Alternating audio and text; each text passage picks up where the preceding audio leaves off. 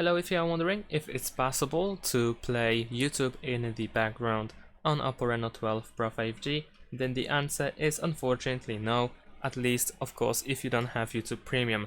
Now, there was a way to stream or actually play YouTube in the background on OPPO devices, however it was some time ago and there was an option in the quick access that was called background stream, and over here you could have been able to find this option that allowed you to do exactly that, so play and watch YouTube in the background.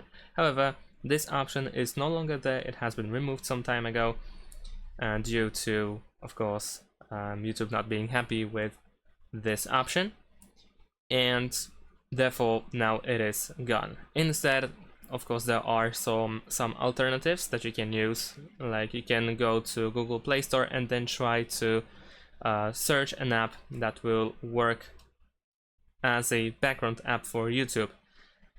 So if you type YouTube background play, then you will of course find multiple different apps. Of course, some of them are pretty good, some of them are not so great, but feel free to try them out and see by yourself if they are working. And that's it. Thanks for watching. Leave a like and subscribe to my channel, and see you in my next videos. Bye.